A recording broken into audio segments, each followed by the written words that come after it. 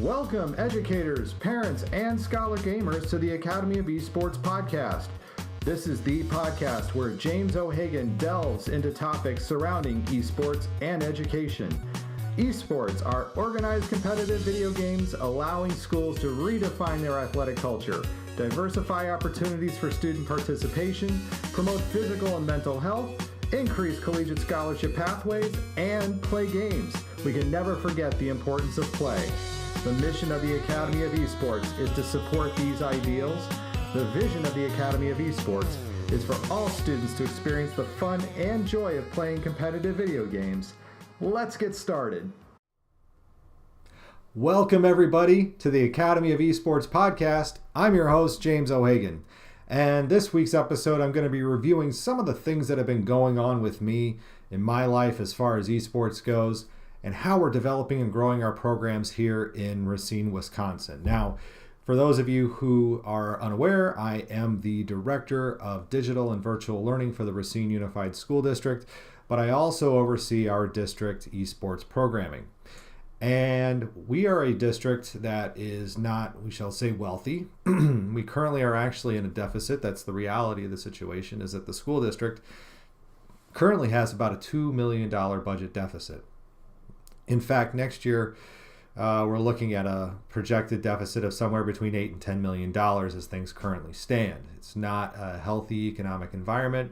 It is the way that school districts are funded in the state of Wisconsin, in large part due to a voucher program that we have throughout the state. So that is the hand that we are dealt. So hopefully this episode may speak to some of you about if you're in certain financial situations with your district, or you can't seem to find ways to justify the capital outlay that is necessary for esports in your school district, what steps you can take and what you can do. And I'm going to also talk about some of the things that we've seen in the Wisconsin High School Esports Association in this spring season, as we have added a ton of new teams to the association. And I think we have found that even though things happen virtually in this environment, the snow day situation does impact a lot of things. But first, let's talk about the finances. So our school district, again, is short funds. We don't have the money for the capital outlay necessary to run a esports program at each of our high schools. We did years ago receive funding through a grant for the Walden School to purchase laptops. And I'll talk about those in just a little bit, because laptops and computer gaming PCs operate a little differently. So it's important to talk about some of the shortcomings we've seen with the laptops. But to get back to Walden in a minute, they've been able to have their program now for several years. I've talked about on the podcast one of our students whose name is Zach. And Zach went off to Robert Morris University on a scholarship for the game Overwatch, which is great. And it's fantastic to know that somebody so soon in our program's history was able to get a college scholarship. So how does one have an esports program when you're talking about a multi-million-dollar budget deficit, and at the same time you're trying to give these opportunities to kids? Now, what I'm going to describe to you isn't available in every community, but there are things that can be done. So one of the things that we did was, we are lucky to have a partner excuse me, we are lucky to have a partner with the Racine Unified School District, and that partner is Not Your Parents' Basement. And if you don't know what that is or have heard about it, Not Your Parents' Basement is a gaming lounge being run by Ian Ballantyne in downtown Racine. It's a fantastic location. They have 24 gaming stations. They have a multimedia streaming setup already there for us. They have a lot of different gaming tables, and they do have card games going on. So games like Magic, Pokemon, Yu-Gi-Oh, those all go on in that space. And what's great is that everybody who works there has been so welcoming and so helpful, not just to the coaches, but to the students and to any parents who come down there. I was even in the space a couple weeks ago, and I went over to look at the card kiosk that they had, where there were some of the more expensive cards for games like Magic and Pokemon sitting there. And I just was browsing and was asked if I had ever played any of these games before. And to be honest, I had never, ever thought of even playing these games. But it was something that interested me. And so after striking up a conversation, I do have a long-term goal, we shall say, to go and learn how to play the game Magic the Gathering. I am a fan of playing the game Hearthstone, which is a Blizzard game, and it's something that I think when they asked me about what types of games I already like, they kind of matched me to Magic, and so I will begin my quest playing the card game Magic here in the near future. I'm not somebody I think I see myself purchasing packs of cards and going out and spending a lot of money on it. It's going to be more something I think just so I can understand the game, and it may help me with my Hearthstone experience as well too, because that is all about building a deck of 30 cards and playing those cards at various times and earning your cards through gameplay. Okay, so the space has been a place that has been invaluable to our program. And that's not to say every community has a not your parents' basement available to them. It's just the reality of the situation that they don't. So not having that space, what is one to do? Well, the other big announcement, I guess I could say this week, is that the Racine Public Library Foundation, it's the fundraising foundation. It's the part of the library that goes out and says, hey, we want to spend money on certain things this coming year.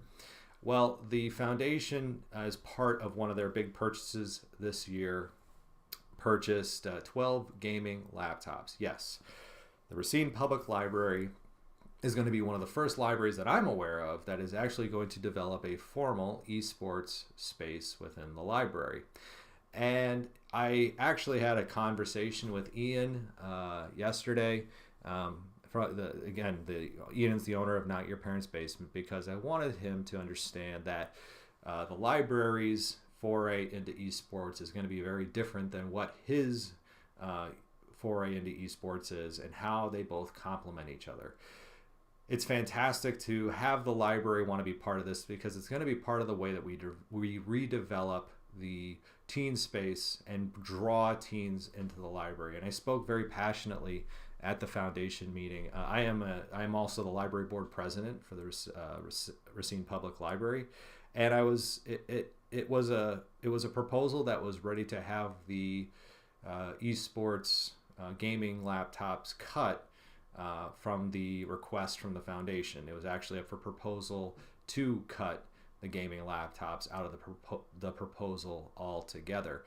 And I spoke very passionately about how we needed to attract new patrons to the library, that the way that we're going to push against the adverse childhood experiences that some of these kids have is by providing them an opportunity to come in and to have a gaming experience, because we know that play pushes against those adverse childhood experiences, as does a positive adult interaction. So those two things together, and putting it together with the library, our library is very much a social safety net. We are not just about books in our library. We're about so many other things, and programming is one of them.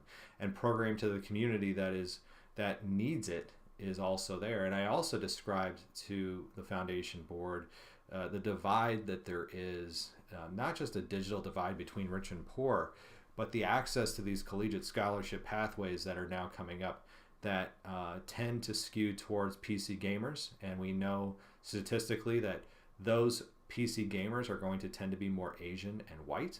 So again, that's going to create a racial divide. So we have to be able to provide these opportunities to have a gaming experience in other ways. Not every person can afford to go down to a Not Your Parents' Basement, but that doesn't mean that Ian and his business doesn't have a place in this. As we were casually talking, and I'm not saying anything here is a definite, but as we were casually talking, Ian was kind of excited at the idea of running very brief, short workshops, introductory workshops at the library around some of the games That way people can become a little more attuned to what the games are, and perhaps potentially draw traffic to his business, where when somebody wants to be a little more serious about their gaming experience, that they can do that. The other group that I'm really excited about with this announcement by Racine Public Libraries and the Library Foundation's gift is the opportunity now to do something a little more girl focused. So the Racine Public Library for the last several years has done Girls Who Code as a program with some of the students in the area. And I got the pleasure to meet some of these young ladies a few days ago, in fact, at Starbuck Middle School.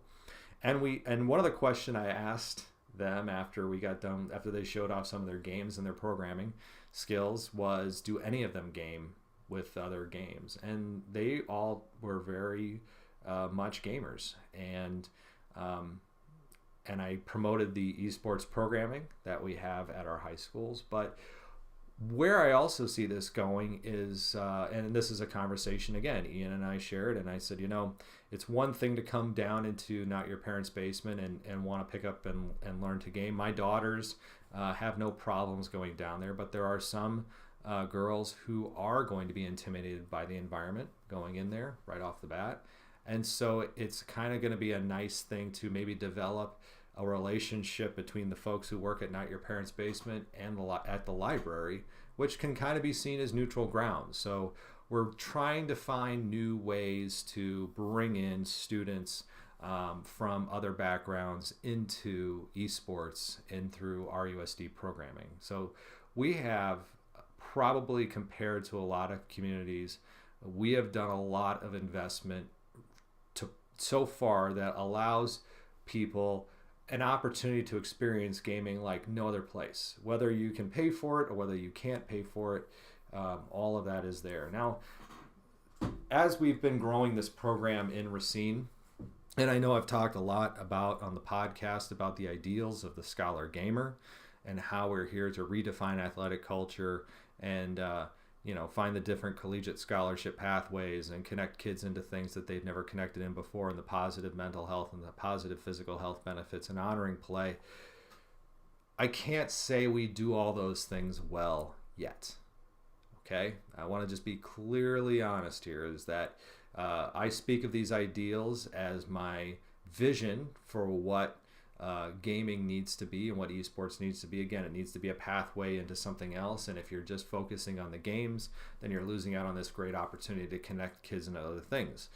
And so it led to a lot of reflection on my part about what's going on with the with the Wisconsin High School Esports Association. And we, as an association, are young. We don't have any affiliate with the state's official sports association, high school sports association, the WIAA. And that's okay. We're actually kind of fine with not having that oversight, because it's allowing us to build our programming up as we see fit. We are the experts, at least we think we are. We're the adults, let's say, who have the profile of a esports coach. And we have the passion and the love for this endeavor. And what's been great is just the enthusiasm of everybody who's involved in the Wisconsin High School Esports Association, and how we are always trying to find ways to do things better. And it hasn't been an ego trip. It hasn't been, while Mike Dahl has done a fantastic job, I think, as the president of the organization, not a lot of the initiatives have been driven because of him. And I'm not saying that to say that in a bad way. What I'm saying is that there have been contributions made by a whole lot of people in the organization for the positive and the benefit of our students, our scholar gamers. And even what we have found, especially as we've grown in the past year, is that right now, currently, our spring season, we are running 4 different games. And I want to talk about the need for that. The reason why we decided to run 4 games, and those 4 games are Overwatch, League of Legends, Overwatch, League of Legends, Smash Brothers, Rocket League. Those are the 4 big games that we're playing right now in the spring. And it has been something that has been a bit cumbersome, to say the least, I guess. We bit off a lot to try to get a lot of games in because we had a lot of new schools coming on, and I think we wanted to make sure that we had something for everybody. And what we have found out, especially when we're considering that, even in Wisconsin, even though this is virtual, being in Wisconsin in winter, we have lost multiple days throughout the state because of bad weather. Snow and polar vortex have played a part in our schedule issues. And if you can imagine, when you really don't have a day built in to do any sort of rescheduling, it creates a bit of an issue when you're trying to run 4 different days of gaming back to back to back to back.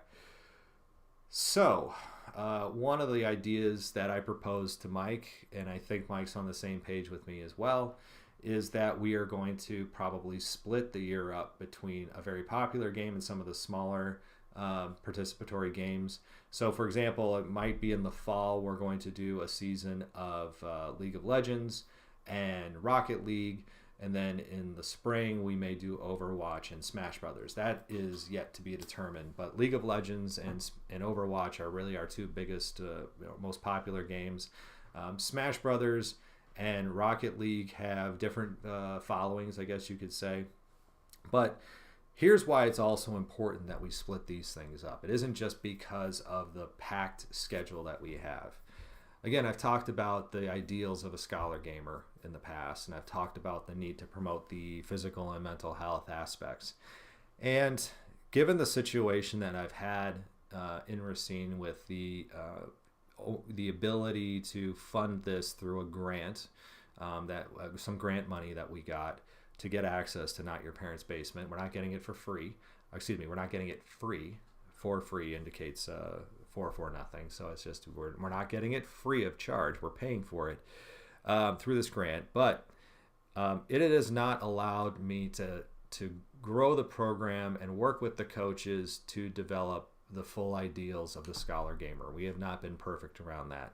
So if you can imagine, we came back from winter break and we had less than a week to prepare and get into scrimmages and then get into competition play the following week. So it was a very fast turnaround.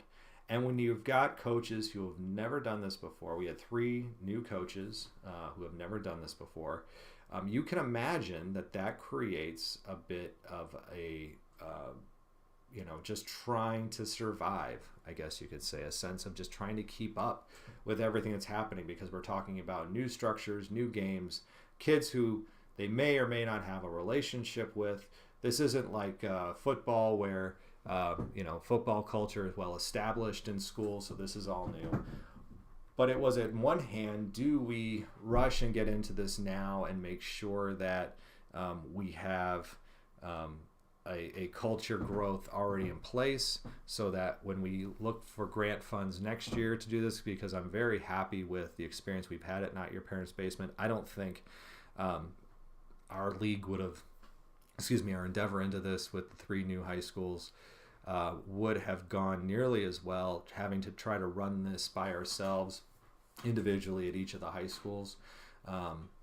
But I think that this will, taking the step back and splitting the season up will allow us now to do things like have an actual practice. We haven't had much practice time. Students are trying to get practice time in wherever they can find it. Thankfully, again, the people at Not Your Parents' Basement are staying open until 6:30 at night on days that they're usually closed. They're usually only open Thursday, Friday, Saturday, and Sunday. Monday, Tuesday, Wednesday are days that they are usually shut down, and they've been coming in at 2:30 and staying until 6:30 or as late as students need in order to get some practice in. And so in order to get that ideal thing, I need to really work on helping the coaches understand that that physical health component is ideal. I'll tell you a story. A couple weeks ago, was it last week? Maybe it was last week, Tuesday. I was asked it was last Tuesday. I was asked if I would coach the JV Overwatch team and make sure that they were kept up on. Okay, JV Overwatch team shows up. They are 1 player short. They actually only have 5 competitors versus the team that they were playing, which had 6. I said, you know what, guys, you can play with the 5 that you have. You don't have to forfeit the match. In fact, I would recommend that you actually play the match down a person and use this as time to figure some things out and to grow. And it was amazing to watch these kids play because I am not the best Overwatch player that there is. I know the game. I have played the game, but I am not somebody you would call a coach at all in this aspect. But I can do my best to pull on my previous coaching experience. I actually have a minor in coaching from Purdue University, and I can pull on that experience to look at things and go, okay, here's some things you can do. Here's your communication skills you need to work on your communication, make sure you're calling things out. Here's what I really noticed though, was they played 5 different maps, basically, so for one match, they played 5 different maps. And the first 3, I think, maps, they were very competitive. In fact, by the end of the 3rd map, they were in the lead against a team that had 6 competitors. So they were playing down a person and they had a lead. And here's what I noticed in matches 4 and 5 was that they were tired. They were physically tired. They looked run down. They were doing their communication as best as they could, but I could see the toll of trying to play 5-on-6 in a video game, mind you. 5-on-6 was a toll on their health. They looked tired. They were making mental mistakes. They were playing out of position.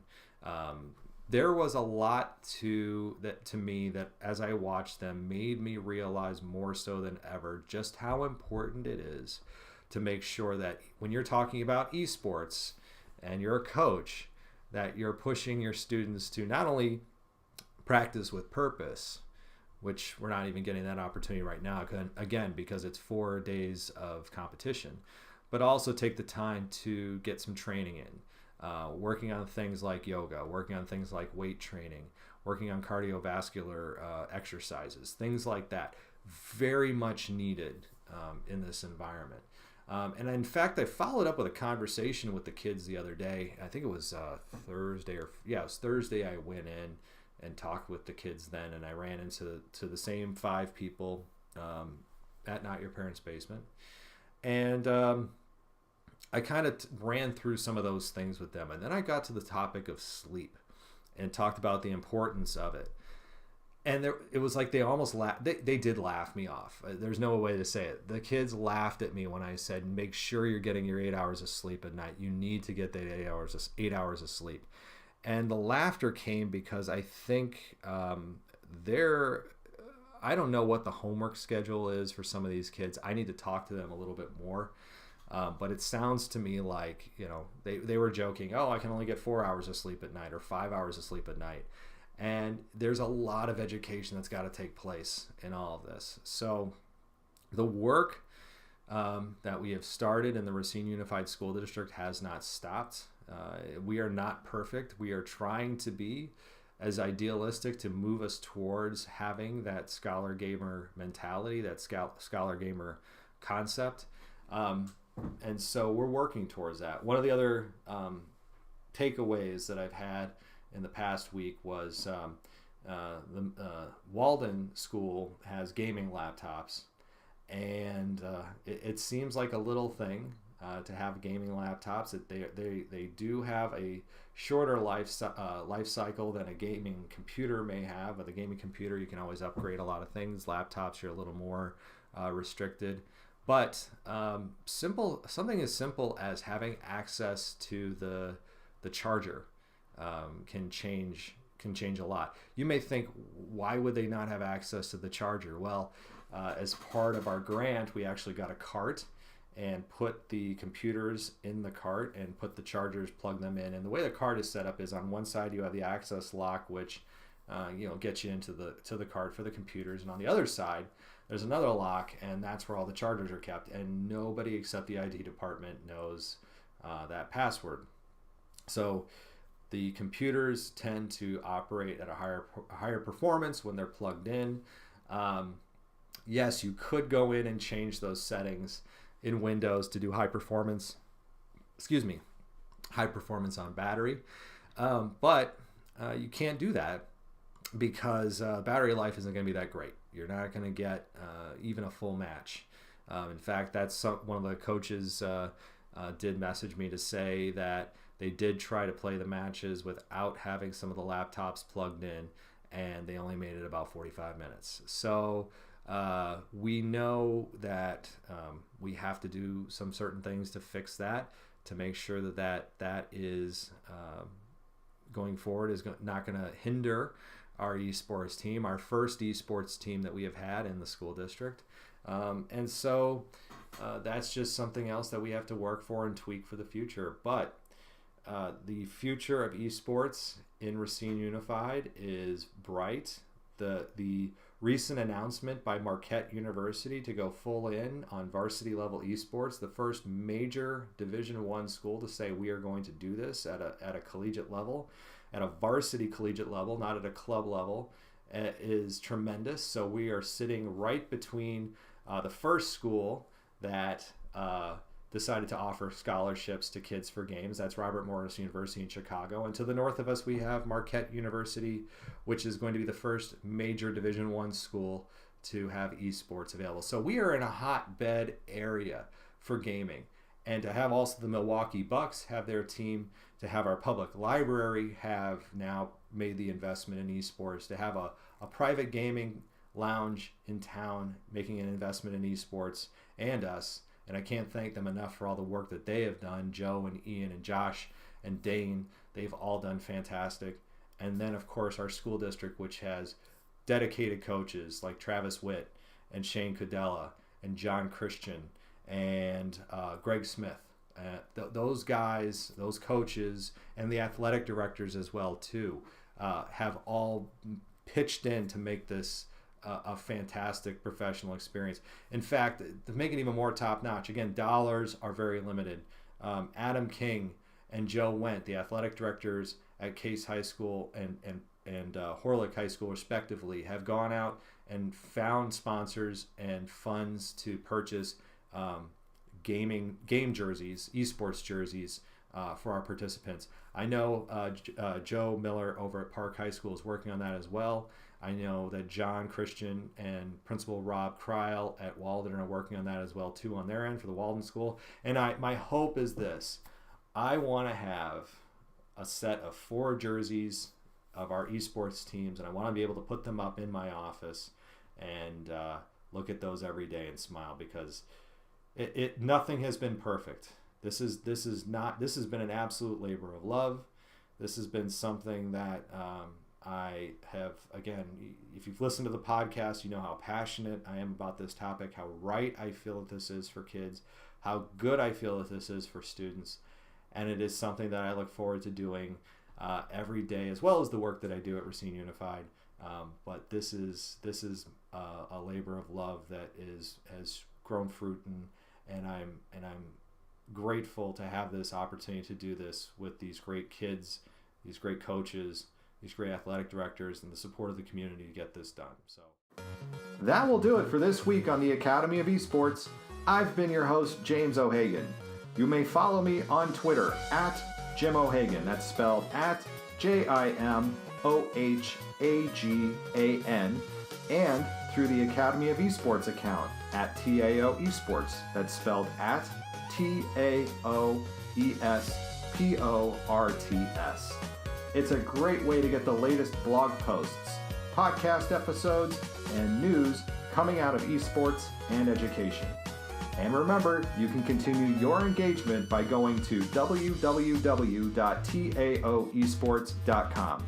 You can also connect through Facebook at www.facebook.com/TAOesports. Thanks again for listening, and I look forward to our time again next week.